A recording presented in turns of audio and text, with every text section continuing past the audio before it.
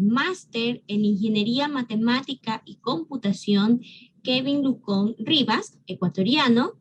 Él va a hablarnos sobre el modelo educativo aplicado en la pandemia haciendo uso de las neurociencias. Es experto en docencia online y especialista en educación superior, además de ser coordinador académico de la empresa Ecugenios S.A., auspiciante del Congreso, asistente académico del libro Fundamentos Matemática 3, edición de la Escuela Superior Politécnica del Litoral. Bienvenido. Hola Ana María, ¿cómo estamos? Buenas tardes. Buenas tardes. Adelante, por favor. Estamos, Ana María, muy buenas tardes. Muy buenas tardes a toda la comunidad que nos está actualmente viendo. Muy agradecido con la Asociación Educativa Global que me permitió dar este espacio, compartir mis conocimientos adquiridos con todos ustedes, y por ello me gustaría que cualquier duda, pregunta que se sitúe durante toda la intervención que voy a tener, la hagamos, puesto que yo estoy aquí con mi celular y puedo revisar las preguntas de forma coherente y directa. ¿Ok? Ok, muchísimas gracias por el espacio, agradecido con Dios primero, por vivir en el presente y por estar en este momento listos para poder compartir el conocimiento que he adquirido durante todo este tiempo, educándome como experto online, aplicando los conocimientos y la neurociencia, que es una ciencia espectacular, puesto que nos permite compartir los conocimientos, entender cómo funciona el cerebro, y sin duda, si no pudiéramos entender cómo funciona el cerebro, nuestra educación continuaría siendo la tradicional, como la que hasta el momento hemos estado viviendo. ¿Ok? Voy a compartir mi pantalla rápidamente para dar inicio a la ponencia. Nosotros vamos a trabajar el día de hoy, durante este tiempo, acerca de un modelo educativo en pandemia basado en la neuroeducación. Ana María, ¿me informas por favor si mi pantalla se logra ver?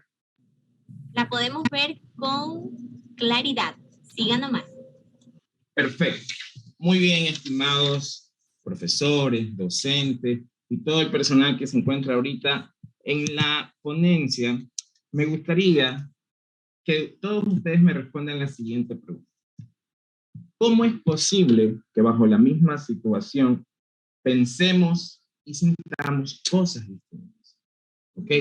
Estoy atento al WhatsApp para poder retroalimentarnos de una manera inmediata, pero sí me gustaría que contestemos esta pregunta, que tratemos de pensar en este momento y respondamos, ¿cómo es posible que bajo la misma situación pensemos y sintamos cosas distintas? Pongamos un contexto, el COVID, el modelo de la pandemia como tal, a todos las hemos vivido hasta el momento. Pues no, entonces me gustaría saber qué ustedes piensan, por qué bajo la misma situación pensamos y sentimos cosas distintas.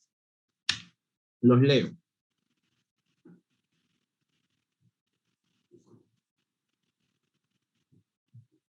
Muy bien, excelente.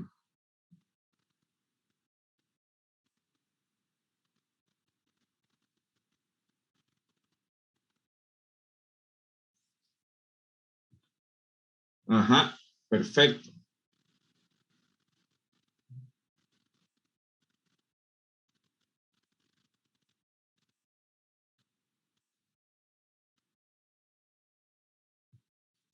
Una compañera nos dice, porque cada ser humano es un mundo diferente.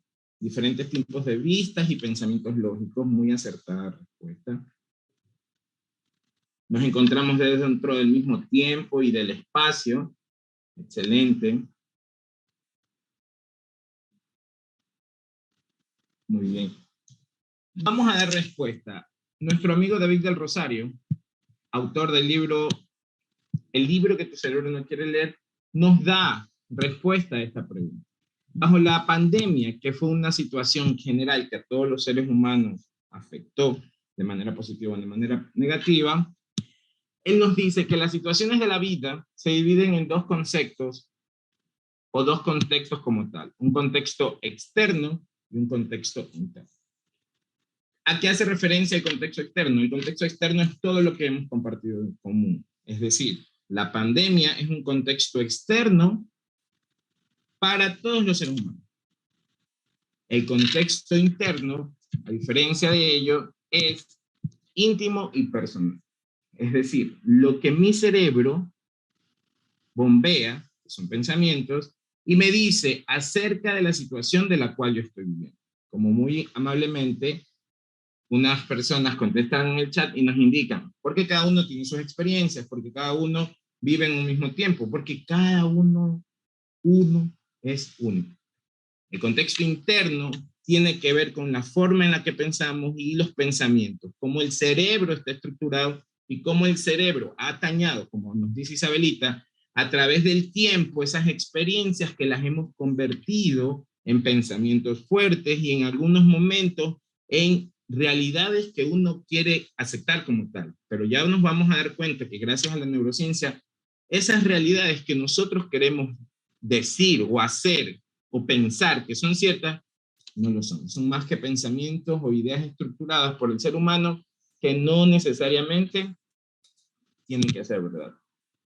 Vamos a llevar los conceptos externos y los conceptos internos al aula. ¿Qué ocurre, estimados maestros, estimados docentes? Cuando nosotros como docentes queremos evaluar o queremos hacer alguna actividad, nosotros vamos a manejar un concepto externo en nuestras aulas. Les damos un ejemplo, voy a evaluar. Voy a tomar el día de mañana una lección, eso es un concepto externo que yo voy a ubicarle a todos mis estudiantes. Los estudiantes ven, observan y realizan la actividad que el docente los está ubicando, puesto que el docente es el que en ese momento está guiando esa clase. Sin embargo, prestar mucha atención, por favor, los contextos internos de los estudiantes, todos son distintos. Si tenemos N cantidad de estudiantes, tendremos N contextos internos distintos. Como ese contexto interno son las conversaciones que tiene el estudiante, esa forma de cómo el estudiante ve esa evaluación va a ser distinta para la persona A que para la persona B. Y a la vez, el contexto interno que tiene el docente sobre ese contexto externo que lo está ubicando él, también es distinto. ¿A qué hago referencia con esto? Que a veces como docentes cometemos los errores de juzgar por una calificación o de juzgar por cierta actividad que no se realizó y basado en nuestra estructura de pensamiento, basado en nuestras creencias, decimos y tildamos, el estudiante X no quiere hacer la actividad porque es vago, el estudiante Y no quiere hacer la actividad porque pasa jugando, el estudiante Z no quiere hacer la actividad por X o Y motivo. No podemos entender que la situación, cómo está resultando. Basado en ese mismo examen, vemos los resultados y observamos. Si estamos hablando de 20 estudiantes, 5 estudiantes sacaron una nota aceptable. 10 estudiantes sacaron una nota regular y 5 estudiantes sacaron una nota no adecuada a lo que el objetivo del docente quiso. Nos podemos dar cuenta cómo el contexto interno entra en juego, puesto que el contexto externo es igual para todos. Nosotros como docentes basados en la neurociencia debemos de entender que cada estudiante, de hecho cada ser humano, tiene un contexto interno. Ese contexto interno es función de la estructura de pensamiento que él tenga. Yo no puedo validar mi estructura de pensamiento como docente con la estructura de pensamiento de mi estudiante, puesto que no estamos teniendo una sincronía cerebral. En el momento en que el docente dice, sí, mis mejores estudiantes son ellos que sacaron 10, él está intentando aceptar sus pensamientos porque los resultados que los estudiantes dieron son aceptables con respecto al pensamiento que él tiene. Sin embargo, solemos cometer el error como docentes de el resto de estudiantes simplemente etiquetarlos, indicarles, ¿saben qué? No estudiaron, no hicieron esto, no hicieron esto. Basémonos un poco en cómo esa estructura y contexto interno puede hacer variaciones. Si nosotros tan solo a los estudiantes los capacitamos o tratamos de ayudarle en ese contexto interno, obviamente ese contexto interno va a aflorar distintas formas de contestar, de evaluar o de hacer inclusive las cosas.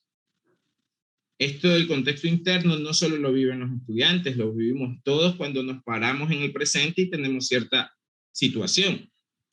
Cierta situación puede ser buena, puede ser mala, dependiendo cómo lo juzgue desde nuestra concepción, desde nuestros pensamientos. Vamos a analizar un poco más, puesto que considero yo que el contexto externo es tan importante en la parte educativa, puesto que este contexto va a ser el que me va a permitir modificar, puesto que el contexto externo es general, pensamientos para que los chicos puedan sobresalir en el momento de realizar alguna actividad o una evaluación. Antes de continuar, me gustaría saber, cuando mencionamos la palabra matemática, esa palabra que a muchos se les viene a la mente muchos sentimientos. Me gustaría, estimada comunidad, que me indiquen cuál es el sentimiento que viene a su cabeza en el momento que usted escucha la palabra matemática. Vamos a atañar esas situaciones, esas palabras. Estoy leyendo. Miedo, dificultad, excelente. Problemas, nervios, más problemas.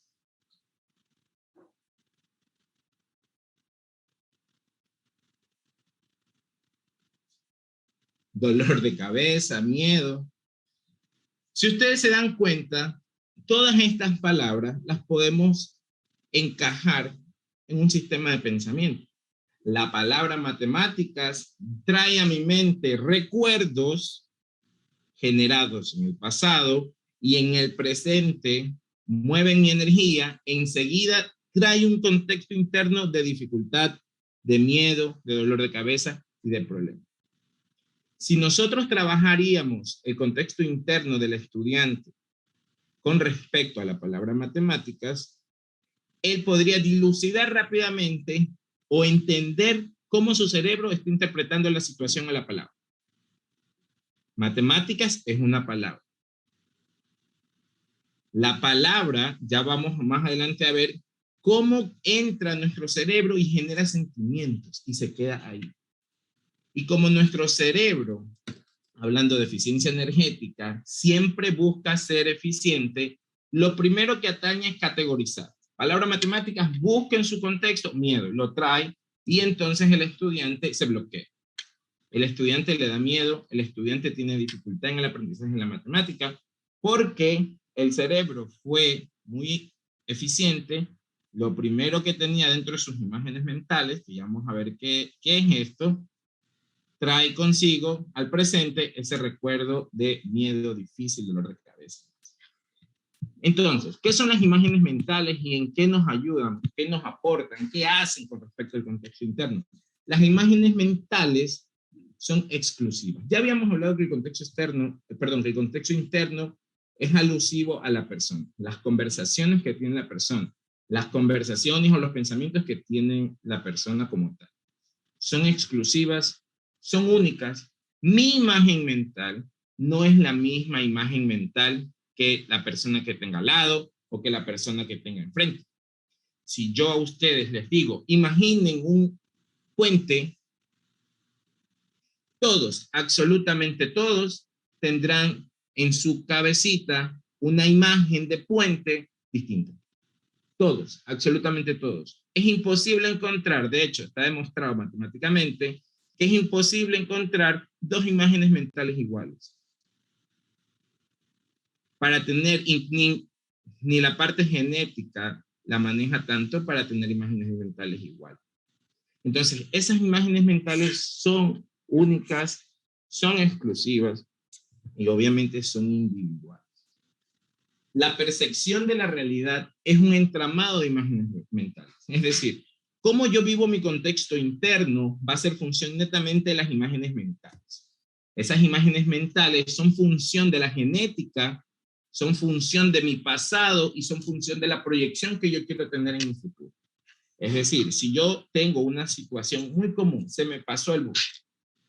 Esa situación que me ocurre a mí de que se me pasó el bus de cierta parada, inmediatamente mi cerebro va a responder ante esa situación y va a comenzar a enviar un montón de imágenes mentales. esas imágenes mentales van a depender del pasado. Es decir, tú viste una situación anterior muy parecida, el cerebro es muy importante, si lo hablaríamos, si fuese una máquina, tiene una eficiencia energética de 1. El cerebro busca lo más cercano a esa situación y trae ese pensamiento y trae ese recuerdo en ese momento, y ese recuerdo se conecta con sentimientos y usted sale sus sentimientos ahí.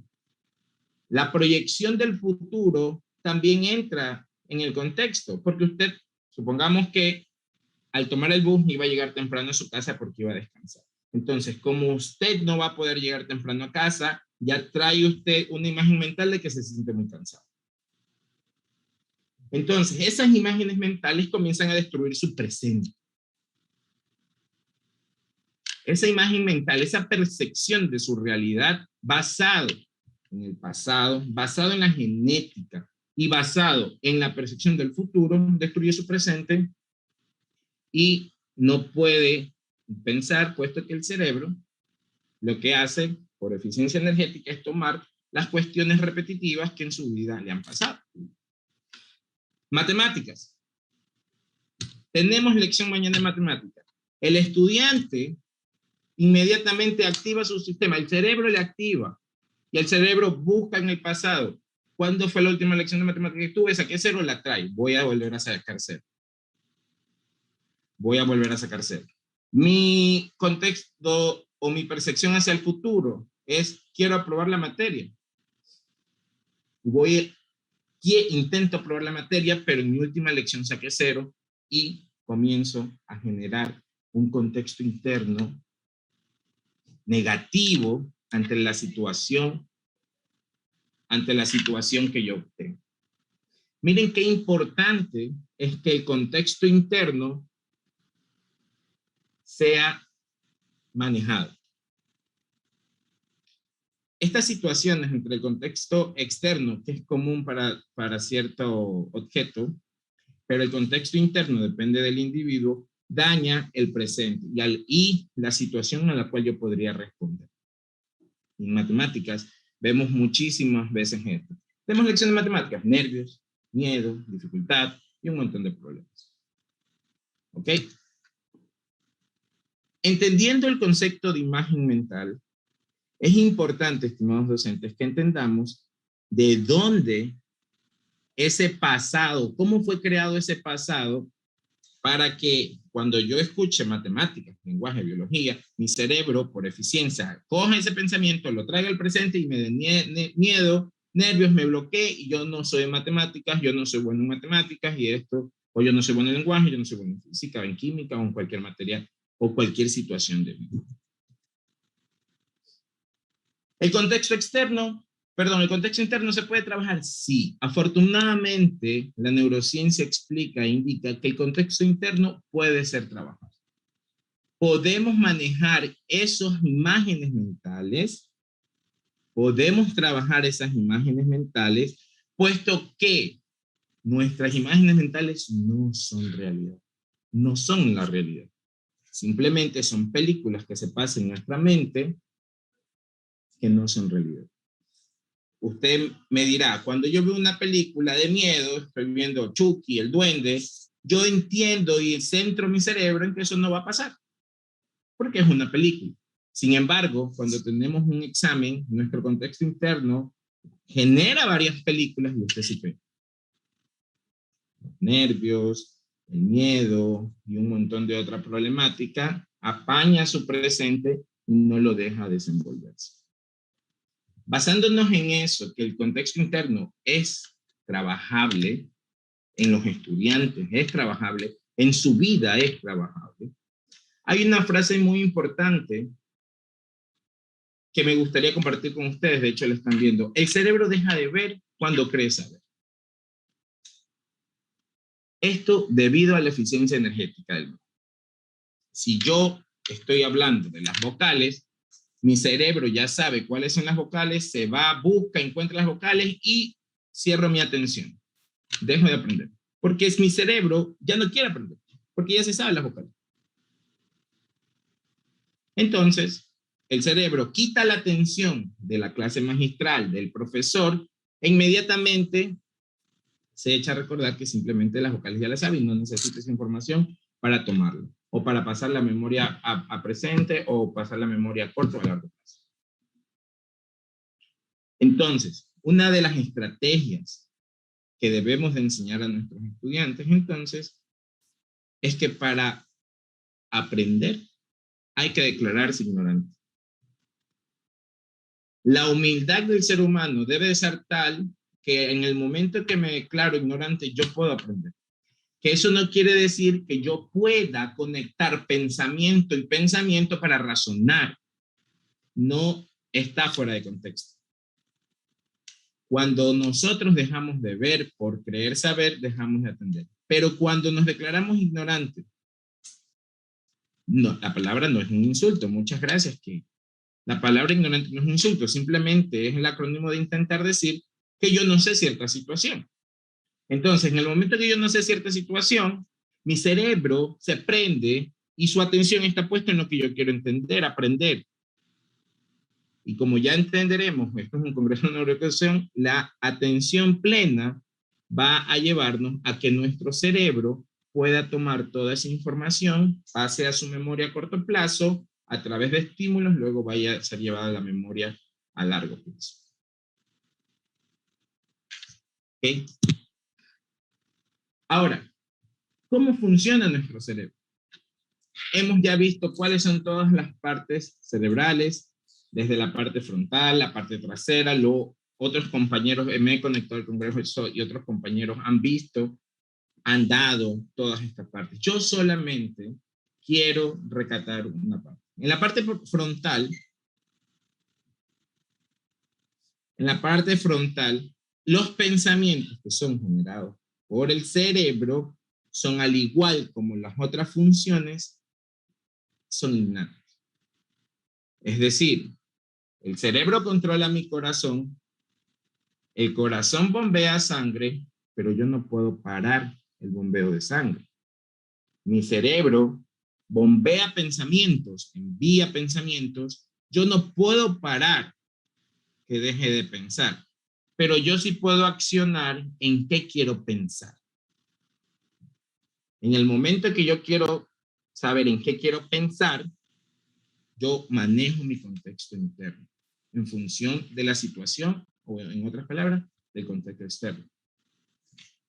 El cerebro bombea pensamiento como el corazón sangre. Ya aprendimos que los pensamientos no son nuestra realidad, son imágenes mentales que son función de la genética, del pasado y de la percepción del futuro. El cerebro humano es un experto en el arte de asociar, es un asociador profesional. De hecho, una de las técnicas neurodidácticas es categorizar las situaciones para generar un mayor aprendizaje. Perfecto, Emma, muchas gracias por tu comentario. Vamos ahora a ver qué ocurre con el aprendizaje. Si tienen alguna pregunta, estoy muy gustoso de poder contestarla en este momento. El aprendizaje y los recuerdos. La atención, como ya la habíamos visto, cuando nosotros prestamos atención plena a una situación, nos declaramos ignorantes y necesitamos aprender, la atención es el pegamento que fija el aprendizaje, una herramienta imprescindible para la memoria como para generar la percepción de la realidad. Y obviamente se satura de forma fácil. ¿Ok? No podemos estar con la atención plena durante una hora, durante media hora. La atención se satura, va y viene, es cíclica. Por ende, nuestra amiga Laura Lewin nos dice, sabemos desde la neurociencia que la atención es cíclica, va y viene, tiene picos de atención, pero así también tiene valles. Entonces, como docentes, ¿qué podemos hacer? Cada 10 minutos hacemos algo diferente para volver a captar la atención de los alumnos. En este momento, ya mi comunidad está tal vez salida de atención. Así que me gustaría que me contesten la siguiente pregunta. ¿Qué es un recuerdo? Entonces, basados en esto, ¿qué es un recuerdo? Los leo.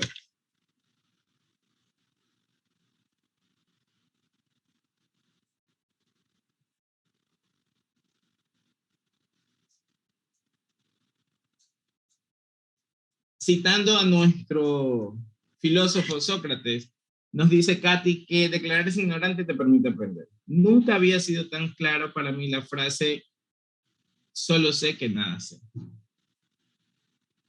Excelente, Ana María, un fragmento de memoria, una experiencia grata o no tan grata. Perfecto, vamos, ¿qué más? Una imagen mental, muy bien, gracias por utilizar esas palabras. Una imagen mental del pasado, experiencias pasadas, experiencias vividas. ¿Cómo el cerebro genera ese recuerdo, esa experiencia? ¿Cómo entra en nosotros? Porque si bien es cierto, hay experiencias que no se mantienen en el tiempo, mientras que hay otras experiencias que sí se mantienen en el tiempo. Yo no puedo comparar la experiencia o el aprendizaje que me dejó caerme de una bicicleta como el aprendizaje que podría obtener de ver cómo se anda en bicicleta. El aprendizaje también es algo que debería de mantenerse en el tiempo. Vivencias, experiencias vividas. Perfecto. Pensamiento, creencias, recuerdos y proyección. Nuestro amigo David del Rosario, científico, investigador en la área de la neurociencia, me gustaría muchísimo que lo sigan dentro de sus redes sociales, nos dice, la regla del PLAC nos recuerda que aquello que sentimos viene generado por la idea asociada a persona, animal o cosa. Pero vuelvo e insisto, y voy a volver a repetir este fragmento. Nos recuerda que aquello que sentimos viene generado por la idea asociada, no por una persona, animal o cosa. Es decir, si yo tengo un recuerdo, no es el recuerdo de mi perro, es la idea asociada a mi perro. En otras palabras, un perro no me puede hacer sentir feliz como no me puede hacer sentir triste. El perro, para que me haga sentir feliz o triste, debe de generarse en mi cerebro una idea acerca del perro.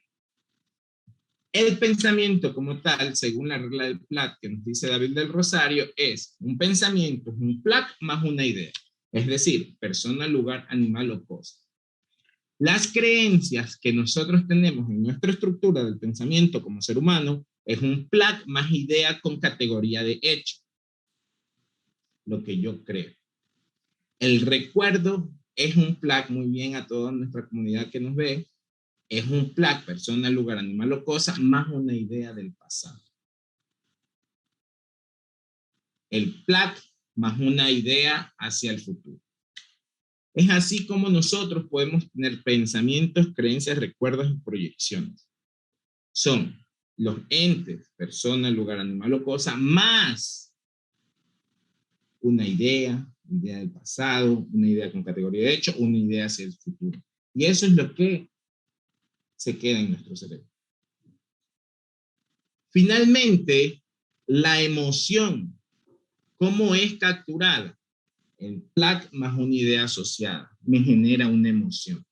Quiere decir que si yo veo una película y me genera tristeza, que es una emoción, esa emoción tiene que haber sido generada por un lugar, por una persona, un lugar, animal, una cosa más una idea asociada mía.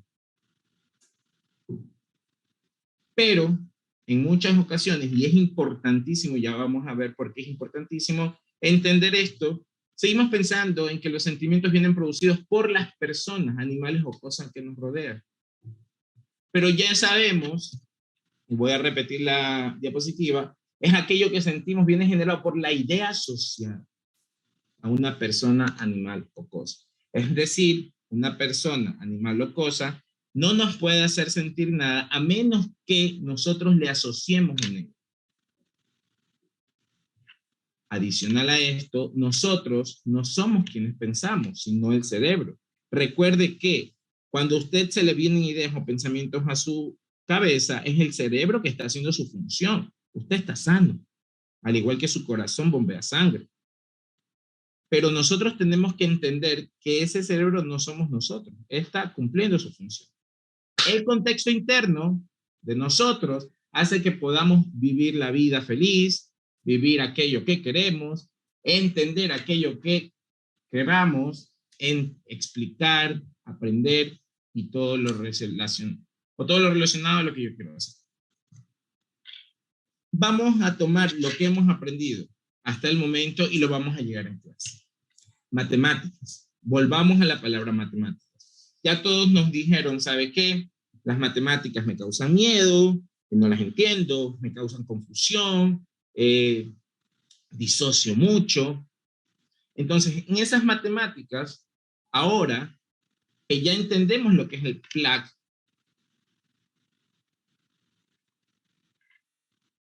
muy bien. No, una compañera nos dice, podríamos decir que no nos embarquemos en ese pensamiento, pero comprender que esa es la función del cerebro. Efectivamente, el cerebro, una de sus funciones, aparte de todos los sistemas que lleva, es pensar. Es una función. Matemáticas. Volvamos a nuestra clase. Yo, muy buenas tardes, jóvenes, me presento, soy el profesor de matemáticas. No, ya me quedé. No, qué difícil, qué terror, auxilio. No, igual ya me quedé.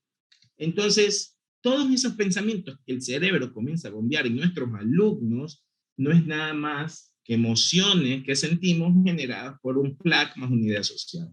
Y aquí, estimados docentes, maestros, vamos a entender por qué ese miedo ante matemáticas. He tomado el ejemplo de matemáticas, soy actualmente docente de matemáticas y por eso hago alusión a esto, pero puede ser cualquier materia, como puede ser cualquier situación de vida.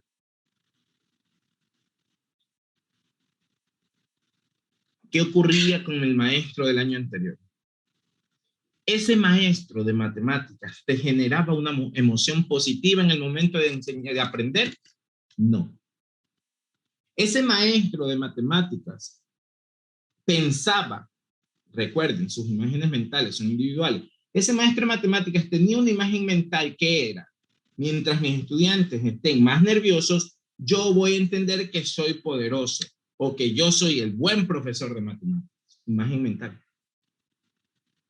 Una imagen mental de la persona o del docente que a los estudiantes les destruye el contexto interno. Porque no entendemos que hacer eso toma el estudiante esa emoción de miedo, nerviosismo y se queda en el cerebro. Cuando va a haber otra materia que conlleve matemáticas o alguna otra situación de la vida, el cerebro por eficiencia energética trae el pasado al presente y nuevamente el miedo a las matemáticas. Exacto, Emma, muchísimas gracias. El docente debe de entender estas situaciones.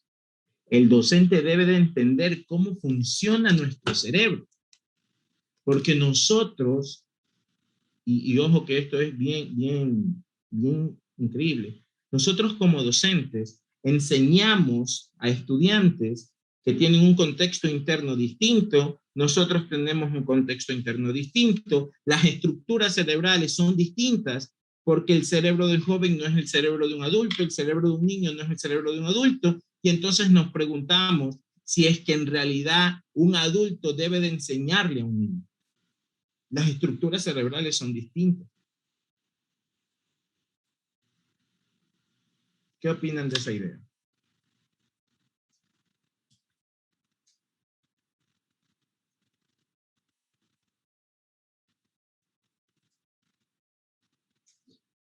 Muy bien, estimada psicóloga. Los docentes debemos de generar experiencias positivas en el aula de clase.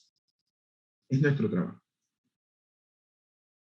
Esa emoción que nosotros generamos va a cambiarle el contexto interno al muchacho.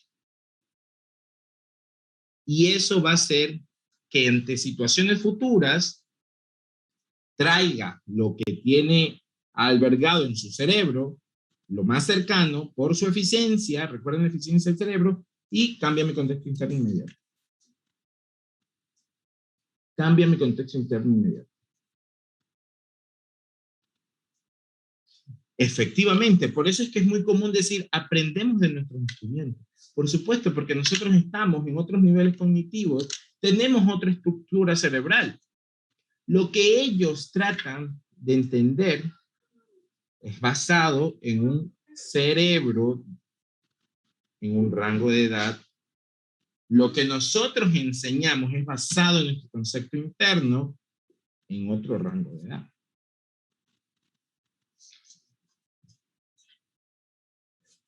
Vamos a captar nuevamente la atención a este público espectacular que tenemos en este primer Congreso Mundial de Neuroeducación. ¿Por qué hay que entender el cerebro de nuestros alumnos?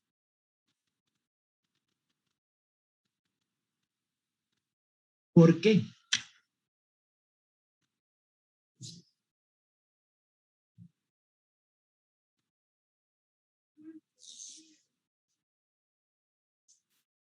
Diego nos dice, porque hay que dar confianza y dar seguridad.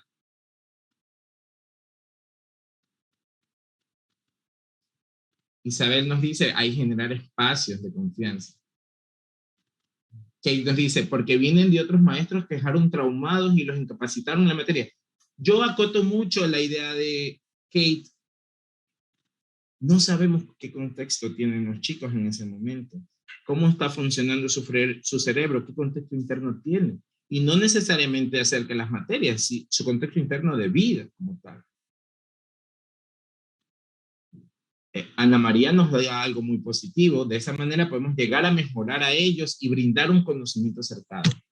Efectivamente, ¿para qué conocemos el cerebro de nuestros alumnos? Para generar estrategias didácticas basadas en la neurodidáctica. Recordemos, queridos maestros, que la neurodidáctica no es nada más que la neurociencia aplicada a la educación.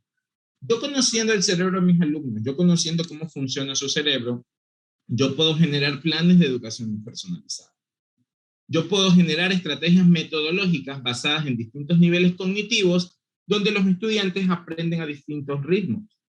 Y eso sí, la retroalimentación constante.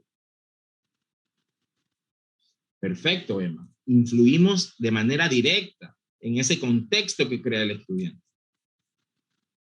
Efectivamente, Stephanie, porque brindamos las pautas y conocimientos que ellos confíen en sus capacidades. Ahora, ¿qué se necesita, pues, para que el aprendizaje sea significativo? Hemos aprendido hasta el momento cómo trabaja el cerebro, cómo podemos inclusive hackear el cerebro, las imágenes mentales y qué es lo que se necesita para que esas ideas lleguen a nuestro cerebro. Recordemos la idea del PLAC. Persona, lugar, animal o cosa, más una idea genera una emoción. Por eficiencia energética de nuestro cerebro, en el momento que yo llevo o me sitúo ante una situación conocida o de algo desconocido, mi cerebro busca lo más cercano, encuentra y trae al presente y me bota un sentimiento. ¿Ok?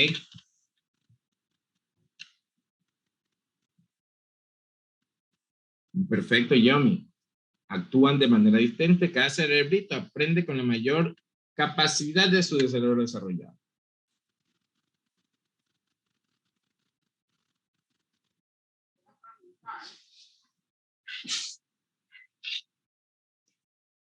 Así es.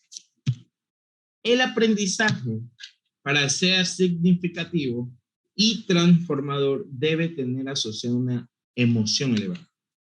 Si nosotros no generamos una emoción elevada, todo lo que nosotros o todo el esfuerzo del docente va a pasar a ser olvidado inmediatamente. ¿Cómo generamos experiencia o cómo generamos un aprendizaje significativo? Yo a mi clase le genero una emoción elevada. Felicidad, paz, tranquilidad. Yo no puedo llegar a mi clase y decirle, hoy los mato a todos en la lección. A pesar de que puede ser una emoción elevada, ese miedo no nos va a llevar a un aprendizaje significativo. A diferencia de tener que hoy, chicos, vamos a aprender esto, primero nos vamos a mantener felices, vamos a agradecer lo que tenemos, mantengámonos en el presente para empezar a aprender. Emociones elevadas como felicidad, paz, tranquilidad. Esas son parte de nuestras emociones elevadas. Por supuesto, que estoy muy de acuerdo contigo. Kate nos dice que generar paz abre las expectativas de los alumnos e incitan a querer aprender más. Siguiente punto, la motivación clave del aprendizaje. Fomentar autonomía. Queridos maestros, ¿cómo buscamos la manera de que la motivación sea clave del aprendizaje? Una técnica, fomentar autonomía en ellos. Es decir, a través de mis planificaciones o a través de las metodologías que yo esté aplicando, yo debo darle a mi estudiante el espacio de seleccionar. A ver, tenemos cierto programa de conocimiento que hemos aprendido, vamos a intentar a trabajar en esto. Escoge, ¿qué tú quieres hacer?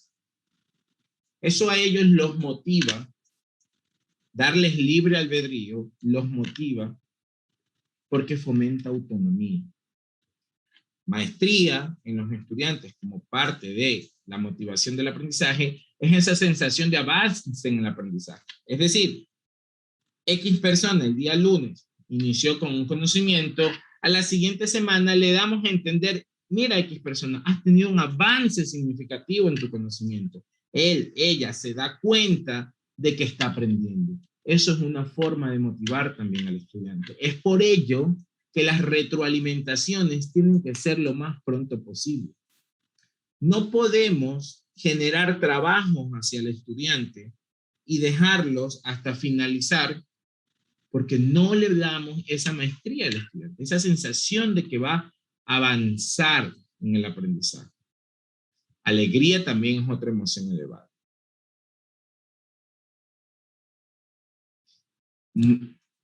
Máster, muy buenas tardes, qué gusto verla aquí. Efectivamente, dar la sensación de avance motiva también al estudiante. Cuanto mayor impacto emocional tiene el aprendizaje, mejor se almacena en la memoria a largo plazo. Nosotros tenemos que impactar de forma positiva al estudiante con nuestras actividades para mejorar esa memoria a largo plazo. La vinculación emocional profesor-estudiante es indispensable. Yo como profesor tengo que ser amigo del estudiante sin generar una falta de respeto.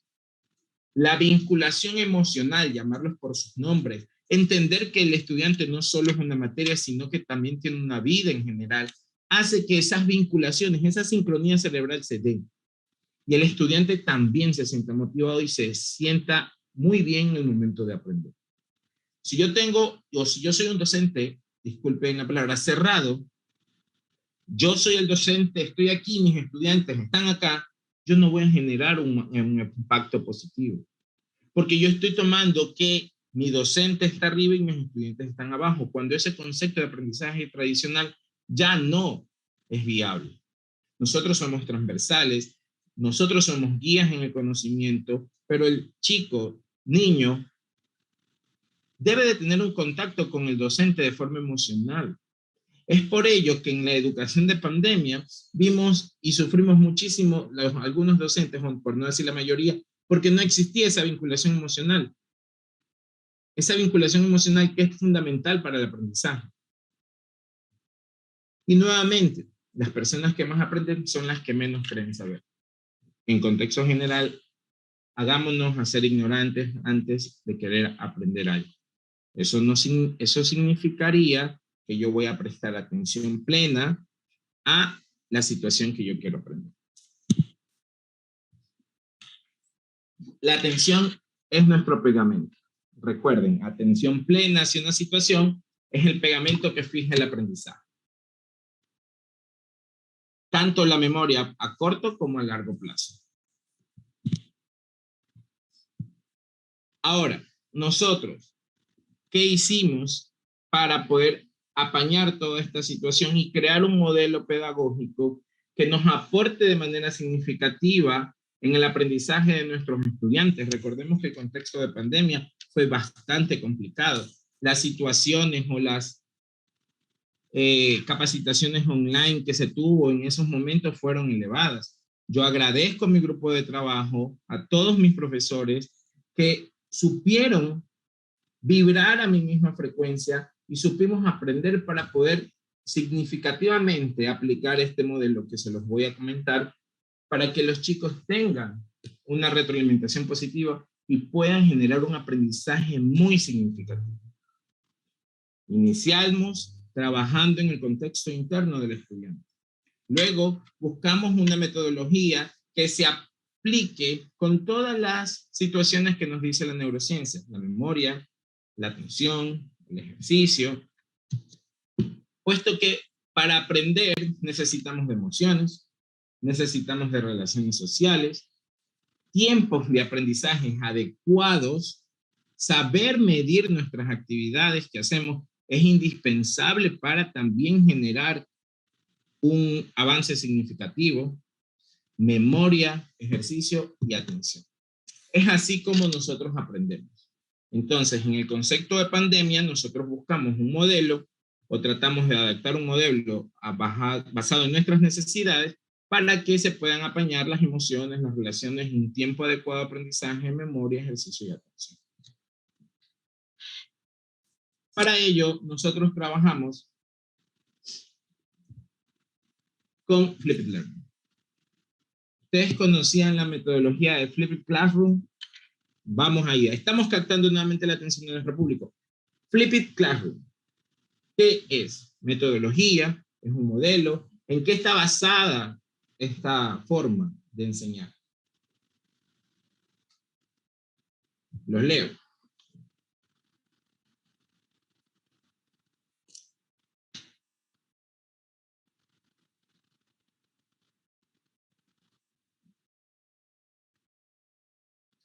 Muy bien, efectivamente.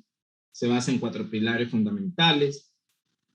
Nos ayudan las herramientas digitales. Perfecto. Este modelo nos permite una continuidad educativa efectiva basada en la neurociencia. Muy bien, vamos a empezar. ¿Cómo lo vamos a dar? Simplemente, ¿qué es el modelo? ¿Cuáles son nuestros pilares y los beneficios? Y nuestra metodología aplicada a nuestro colegio. El Flipped Learning lo que es poner a nuestro estudiante como arquitecto de su cerebro. El estudiante es el arquitecto de su cerebro. El estudiante va a manejar su conocimiento. El estudiante es el centro, el profesor es el guía. Es un modelo, un método y una técnica y nos permite la inversión de los momentos de la clase. Efectivamente, el estudiante es el centro, es el arquitecto de su cerebro. El Flipped Classroom lo que hace es invertir ciertos momentos de los aprendizajes, inicio, proceso y cierre, los invertimos y tomamos el avance significativo de nuestra cuestión. Importantísimo saber lo que no es. No es sinónimo de mandar videos. Mucho en pandemia vimos muchos errores de eso, pero importante aprender. No es sinónimo de enviar videos, no es sinónimo de hacer un curso online, no es forma de estudiar, que los estudiantes trabajen de manera aislada. No, eso no es Flipped Classroom. ¿Qué es en sí? El profesor guía, estudiante centro. Es una educación prácticamente personalizada, basada en manejos de contextos, contenido permanente a disposición. Nos olvidamos de los libros por cierta parte, a pesar de que también son una ayuda, y el estudiante protagoniza su aprendizaje.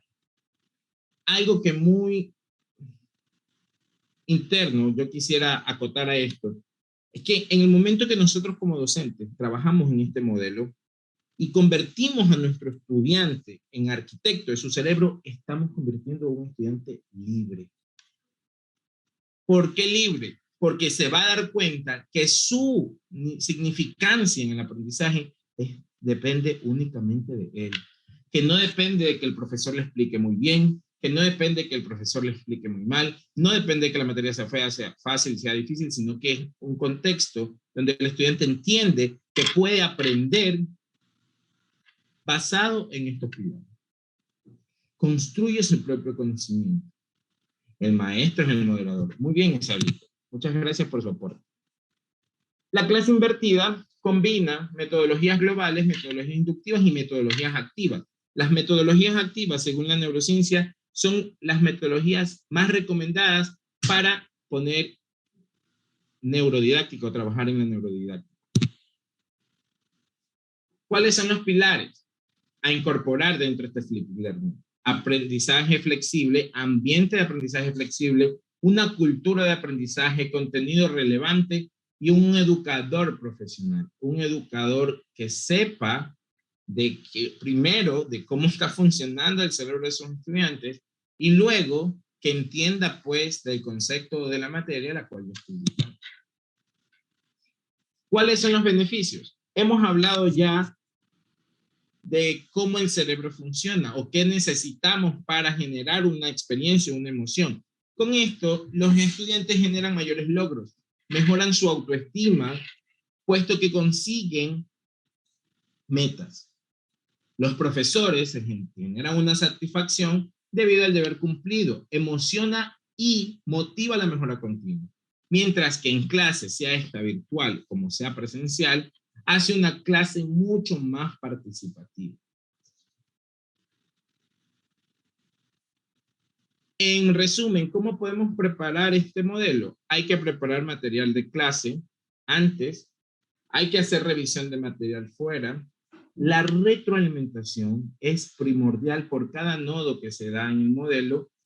Y finalmente, nuevamente, vamos a preparar otra vez el material para volver al ciclo. ¿Qué hicimos nosotros? Nosotros, como Ecugenios, y la parte del contexto interno que lo maneja el DS, creamos este modelo donde trabajamos una preclase, una presencial virtual que era online y una postclase o después de la misma clase online. La preclase, captábamos la atención del estudiante, hacíamos que su cerebro se capte en cierto porcentaje con un video muy pequeño, según lo recomendado en la neuroeducación, para que el estudiante pueda desenvolverse o entender el tema que viene.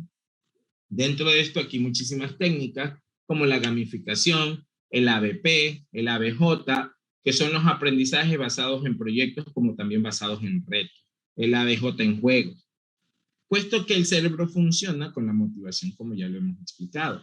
En las clases presenciales iniciamos con una retroalimentación afectiva. La retroalimentación afectiva es procesar los datos de esa preclase que fue realizada por el profesor para retroalimentar de manera afectiva para saber que el estudiante pudo haber aprendido cierto contenido y lo que no aprendió, el profesor se lo guía a aprender. Luego de la clase, lo que hacemos es generar que ese conocimiento no se pierda, sino que se mantenga en el tiempo a través de actividades gamificadas también. Máster, le quedan 5 minutos. Ok. Ahora, les muestro rápidamente ciertas preclases que nosotros trabajamos. Pirata Lógico es una gamificación que hemos realizado para que los chicos puedan interactuar, ingresar en la materia. Otra preclase como la que muestro con el viaje de las proposiciones. Y finalmente una postclase que son pequeños videos que se cuelgan de una duración no mayor a 2 minutos, hechas también por el docente. Agradezco a la Asociación Educativa Global Ecuador por permitirme compartir nuestros conocimientos o lo que estamos haciendo en Ecugenios por la educación y la continuidad educativa. Comparto con ustedes mi correo para que si tienen alguna duda o quisieran envolverse en este ambiente educativo, con mucho gusto se contacten conmigo y nosotros podemos guiarlos. Muchísimas gracias. ¿Preguntas, por favor? Muchísimas gracias por esta muy informativa exposición. La verdad, hemos visto de cierta forma, con un ejemplo muy explícito que a todos nosotros nos ha pasado desde que somos pequeños, pues cómo funciona nuestro cerebro y cómo nosotros estamos ahora pues entendiendo un poquito más. Máster, lo felicitan, gracias por una ponencia bastante grata y sobre todo muy basada en la realidad. Están muy contentos, me indican que quieren enseñar con herramientas a sus alumnos de este siglo. Gracias por estar en el Congreso. Felicitaciones, les ha gustado muchísimo su ponencia. Muchísimas gracias a ustedes. Felicito. Muchísimas gracias, un abrazo. De corazón a corazón.